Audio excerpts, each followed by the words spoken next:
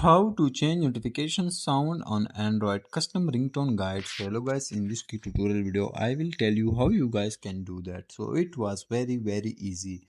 The first step we will simply go to settings in our phone. Once we click on settings, here you guys will see search bar option. So simply click here.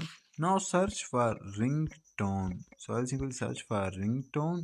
Here you guys can see ringtone sound vibration, ringtone error sound, ringtone sound vibration. So you guys will simply click on ringtone alert sounds. Once we click here you guys can see vibrate on ring, vibration instantly, turn off media sounds in silent mode and other things. So for changing the notification ringtone, you guys can see on downside ringtone notification tone. So simply click on notification tone. Once we click here you guys can see classic themes, other themes on this device. So if you have any notification sound in your device, you guys can click on this device and select that. And if you want to select from phone gallery, you guys can simply click on classic themes.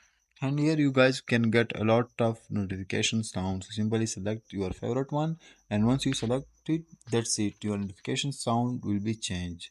Thanks for watching.